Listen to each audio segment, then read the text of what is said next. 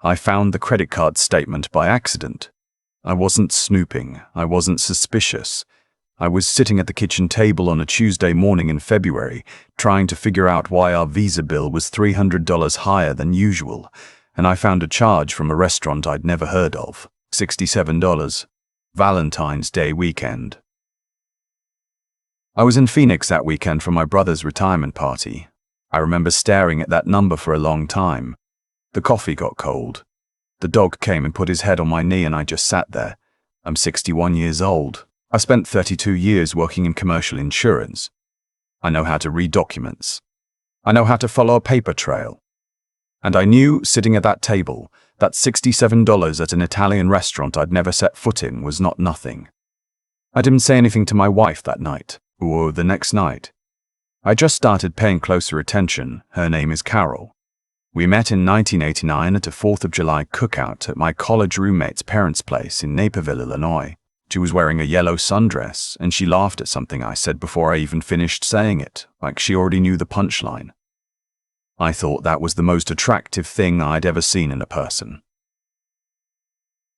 We were married 2 years later. We have 2 sons, Ryan, who's 33 and lives in Denver, and Keith, who's 28 and just moved to Nashville. For 30 years, I thought I had done something right. We weren't perfect. Nobody is. There were years when work swallowed me whole and I came home tired and distracted, and Carol handled everything. The boys, the house, the school meetings, the neighborhood stuff. I know I wasn't always present. I've thought about that a lot since February. I've turned it over in my head more times than I can count. But here's what I keep coming back to. I was home. Every night. I went to every baseball game, every parent-teacher conference, every family dinner her mother insisted on hosting every single Sunday until the woman passed in 2019. I was not a man who disappeared. I was a man who got tired. There's a difference. Her name is Dennis. That's who she was having dinner with on Valentine's Day weekend while I was in Phoenix watching my brother get roasted by his old Navy buddies. Dennis Hale. We've known him for 11 years. He and his wife, Patricia, live 4 houses down. We've had them over for dinner more times than I can count. Dennis and I watched the Super Bowl together for the last 6 years running. His daughter babysat for our boys back when they were teenagers. He came to Keith's college graduation. He sat 3 rows behind us. I found out about Dennis in March. Not all at once, piece by piece, the way you find out about things you don't want to know. First the credit card, then a text I wasn't supposed to see when Carol left her phone face up on the counter while she went to answer the door, then a pattern I started noticing. How she'd get quiet in a specific way when his name came up in conversation.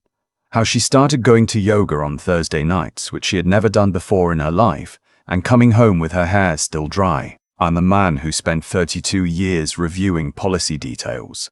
I notice inconsistencies. It's not a choice. It's just how I'm wired. By the end of March, I knew enough. I didn't need more. But I also knew that knowing wasn't the same as being ready, so I did what I always do when I have a problem I don't know how to solve yet. I got quiet. I got methodical. And I gave myself 60 days. She told me on a Saturday morning in April. I was making eggs. She came downstairs in her robe and she had that look on her face. The one I hadn't seen since her mother's funeral. That compressed, bracing look like she was about to step off a ledge. She sat down at the table and she folded her hands and she said, "Marcus, I need to talk to you about something. My name is not Marcus, but I'll explain that later." I turned off the burner. I turned around and looked at her, and I waited. She cried before she even started speaking. I noticed that. She was already crying, which meant she'd already decided how this conversation was going to go and what reaction she was expecting from me. The tears were prepositioned, like sandbags before a flood. She said she'd made a mistake. She said it had started the previous spring, so 14 months, not the few weeks her body language was trying to suggest. She said Dennis had been going through something difficult with Patricia, and she had been there for him, and it had turned into something she never intended. She used the word complicated 4 times in the first 2 minutes. I counted. I stood there with the spatula still in my hand and I let her talk. Then she said she was pregnant. I put the spatula down very carefully on the counter, not because I was being calm, because I needed something to do with my hands that wasn't putting them through a wall. She was 10 weeks along. She said she'd done 3 tests. She said she didn't know what she wanted to do yet, but she felt I deserved to know what she wanted to do yet, but she felt I deserved to know. She said deserved, like she was granting me something. I asked her one question. I said, "Is it Dennis's?" She didn't answer right away. She looked down at her hands. That was my answer. I walked upstairs. I sat on the edge of our bed, the bed we'd shared for 30 years, and I looked at the closet door and I thought about the fact that I'd known this was coming for 6 weeks, and somehow it still hit me like I was hearing it for the first time. That's the thing nobody tells you. Knowing doesn't protect you. It just means you have to feel it twice. I didn't throw her out. I didn't scream. I didn't call Dennis and say the things I was thinking. I went back downstairs after about 20 minutes and I told Carol I needed some time to process what she'd told me. She nodded. She said she understood. She said she was sorry. And I do believe she meant it in the way that people mean things when they realize the damage is done and sorry is all that's left. What happened next was the part that changed me from a man who was hurt into a man who was finished. 3 days later, Carol's sister Barbara called me. Barbara and I have always been civil. We are not close. She's 5 years older than Carol, lives in Schaumburg, and has strong opinions about everything, including how I grill steaks and how I vote. She called me at 2 in the afternoon on a Tuesday and she started the conversation by telling me she hoped I was taking some time to think clearly. I said I was doing my best. She said, "You know, Marcus, a lot of couples go through things like this. That doesn't have to be the end. That baby is going to need stability. I want you to sit with that for a second. 14 months. Her husband, her sister's husband, a man she's known for 30 years, is sitting on the far side of the worst thing that's ever happened to him. And her opening line is about stability for the baby." I said, "Barbara, I appreciate your concern." And I got off the phone. But Barbara was only the beginning. Carol's brother Gary called 2 days after that. Gary is 56, retired early from a career in sales, and has never in his life said anything quietly if he could say it at volume. He showed up at the house, didn't call first, just knocked on the door on a Thursday afternoon, and when I opened it, he was standing on my porch with his hands in his jacket pockets like he was there to negotiate something. He said he wanted to talk man to man. I let him in. I don't know why. Maybe because I was curious what version of this conversation he thought he was there to have. We sat in the living room. He told me that Carol was in a bad place. He told me she was scared and that she needed support right now, not judgment. He told me that what happened was complicated and that nobody was all good or all bad in situations like this. I said, "Gary, your sister was with another man for 14 months. That other man lives 4 houses away from us. She is carrying his child. Well, part of that is complicated." He shifted in his seat. He said, "Look, I know you're angry, but you have to think about the bigger picture here. You two have a life together. You have history, walking away from 30 years because of one rough patch." I said, "One rough patch." He said, "You know what I mean."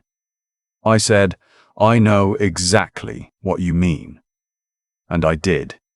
I understood completely what Gary meant, what Barbara meant, what I suspected Carol's mother would have meant if she was still alive, was that their family's problem had become my problem to solve, that the most convenient outcome for everyone involved was for me to absorb the damage, adjust my life to accommodate it, and be gracious about the whole thing. Be the bigger man. I've thought about that phrase a lot. What it actually means in practice, the bigger man doesn't get angry. The bigger man doesn't make things difficult. The bigger man sets aside what happened to him so that everyone else can be more comfortable. I am 61 years old. I have been a lot of things in my life. I spent 32 years being professional in rooms where I wanted to say things I didn't say.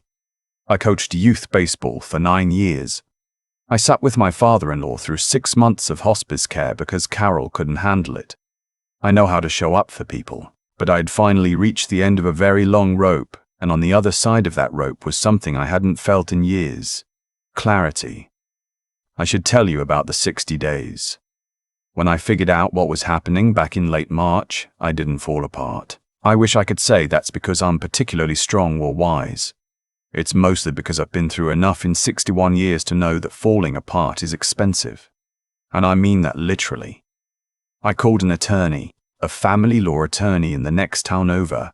Not anyone who'd ever dealt with our social circle. Not anyone Carol or her family would know. I drove out there on a Wednesday morning and I sat across from a woman named Sandra who had 23 years of experience in a no-nonsense handshake, and she walked me through everything I needed to understand. Then I did what she told me to do. I documented. I organized. I made copies of every financial document I could access legally. Tax returns, investment accounts, the mortgage, both car titles, my pension through my old firm Carol's 403B from the school district where she works part-time. I went through the credit card statements going back 18 months and I put together a clear picture of what our marital estate actually looked like. I opened a personal checking account at a bank I'd never used before, and I began moving my portion of our shared savings in amounts that didn't trigger any alerts. Slowly, legally, exactly as Sandra had advised. I was not hiding money. I was positioning myself so that when things moved, they moved on my timeline. I also called our homeowner's insurance agent and quietly had my name designated as the primary contact for any future policy changes. Small thing, but it mattered. The house was the complicated part. We'd owned it for 22 years. It was paid off. In Illinois, that kind of asset in a long-term marriage gets divided, and I understood that. But there's a difference between an equitable division and being caught flat-footed. I wasn't going to be caught flat-footed. When Gary sat in my living room and told me to be the bigger man, I was already 4 steps ahead of a conversation he didn't know we weren't having. I told Carol I wanted a divorce on a Monday. She cried. She asked me if I was sure. She said she'd ended things with Dennis, which I already knew because I'd noticed the particular absence of a certain kind of tension in how she moved around the house. She said she thought we could get through it. She said she'd do whatever it took. I believed her. I believe she meant every word of it. I said, Carol, I have loved you for 32 years. I do not want to hate you. I do not want to hurt you. And I cannot do what you're asking me to do. She asked what I was asking her to do. I said, I'm asking you to be honest with yourself about what you actually want, because you didn't fall into this. 14 months is a choice made every single day. She didn't have an answer for that. I told her I'd already spoken to an attorney. I told her I'd been prepared for this conversation for some time. She looked at me with something that might have been surprise and might have been relief. I still don't know which. And she said, How long have you known? I said. Long enough to make sure I didn't do anything I'd regret. Gary called again. He called 3 more times in the 2 weeks after I told Carol. The first call, he was conciliatory. He said he understood this was hard and he just wanted to make sure I'd thought it all the way through. The second call, he was firmer. He said the baby was going to need a stable environment and that Carol was overwhelmed and the family doesn't walk away. I said, Gary, I'm not walking away from my family. I'm walking away from your sister's choices. Those are different things. He didn't like that. The third call, he dropped the diplomatic tone entirely. He said I was being selfish. He said I was abandoning Carol when she needed me most. He said, and I want to be precise here because I've thought about this sentence many times. He said, after everything she's given up for you over the years, you can't give her this. I said, Gary, your sister gave up exactly what she chose to give up, the same as I did. That's marriage. And she made a different choice 14 months ago without consulting me. Then I said, I want you to think about something. If I had done what Carol did, if I had spent 14 months with a woman down the street, if that woman was pregnant with my child, what would you be telling your sister right now? He didn't answer. I said, that's what I thought, and I got off the phone. He hasn't called since. I want to tell you about Dennis because I think people expect me to be angrier about him than I am. He came to the door about 3 weeks after Carol told me. He looked like he hadn't slept in a month, which I found mildly satisfying. He said he owed me an explanation. I told him he didn't owe me anything. That explanations at this point were for his benefit, not mine, and I wasn't interested in making him feel better about what he'd done. He said he was sorry. I said, I know you are. I said, Dennis, here's what I want you to hear. You and Patricia. That's your problem now. The child, that's your responsibility. Carol, she made her choices and she'll live with them. But you and I are done. Not angry, done. Just done. He nodded. I closed the door. I have not spoken to him since. I don't plan to. Patricia filed for divorce 2 months later. I heard that through the neighborhood, not through any direct contact. I felt genuinely sorry for her.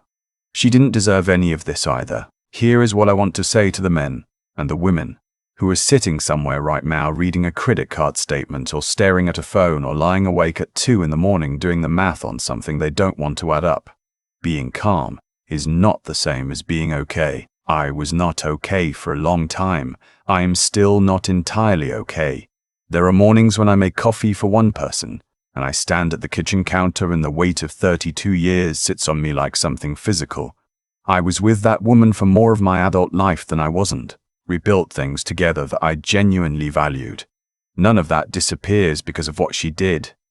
But I'll tell you what I am. I'm clear. I'm solvent. I'm sleeping in a clean apartment in the same town where I raised my sons because I wasn't going to be the one who left the community I built. I have a dog named Cooper who has no opinions about any of this and is an excellent companion. My son Ryan came down from Denver the week after I told him what was happening, and he sat with me for 4 days and we didn't talk about it much. Just watched baseball and made ribs and existed in the same space, and that mattered more than he'll probably ever know. Keith called me from Nashville and said, Dad, I'm proud of you. And I had to put the phone down for a minute. The divorce was finalized 7 months after I filed. Illinois is an equitable distribution state, which means 30 years of shared assets get divided fairly, not always evenly, but fairly.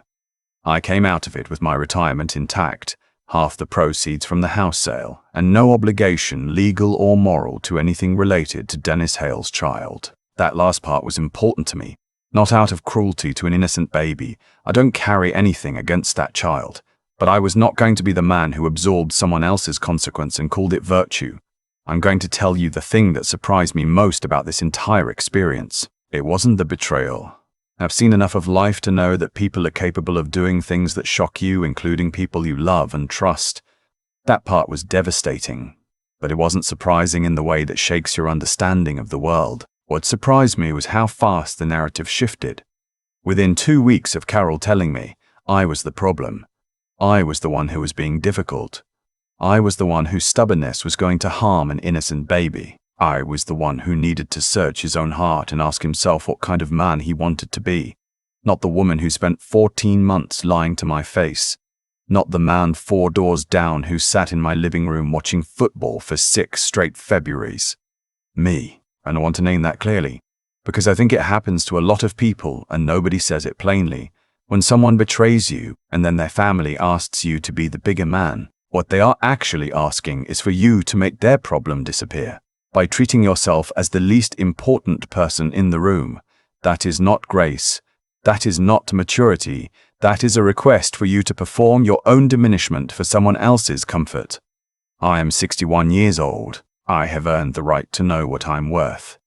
Carol had her son in November. I know this because Ryan mentioned it carefully.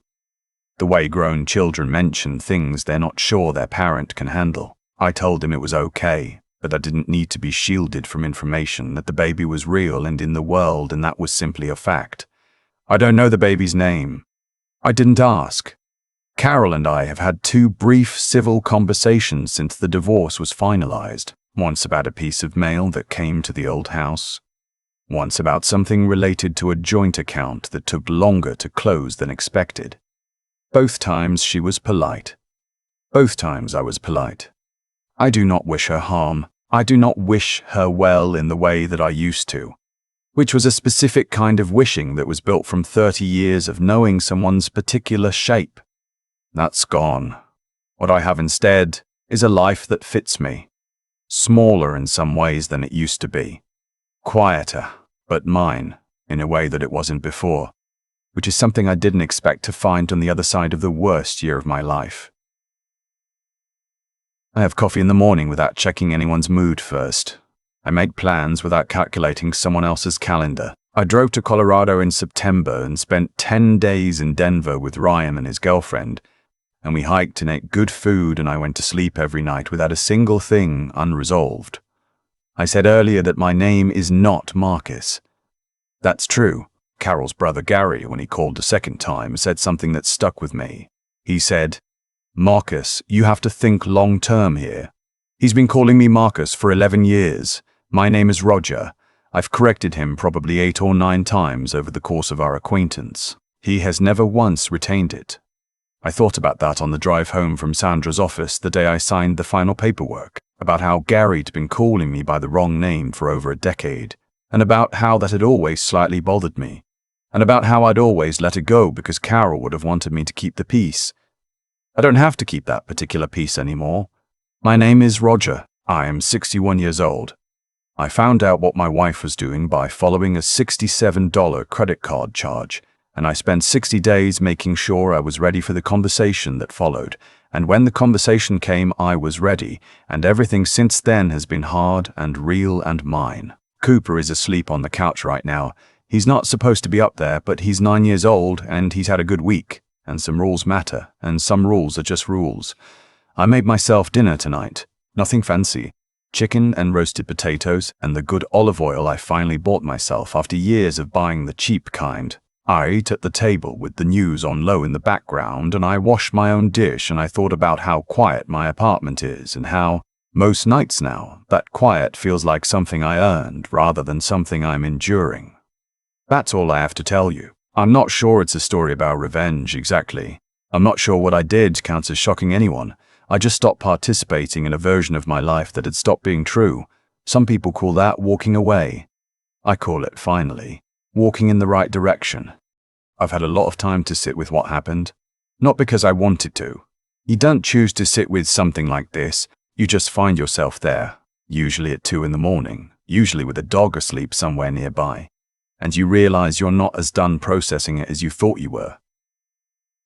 Here's the thing about Carol. She is not a monster. She made a monstrous choice, and she made it over and over again for 14 months, and that sustained repetition matters. But she's still a person I spent 32 years building a life with, and I'm not interested in flattening her into a villain just to make myself feel better. What she did was a consequence of something. A series of small decisions, each one a little easier than the last because the previous one hadn't destroyed everything. That's how it usually works. Not one catastrophic moment of weakness. A slow accumulation of choices, each one feeding the next, and Dennis. I think about Dennis more than I expected to. Not with anger.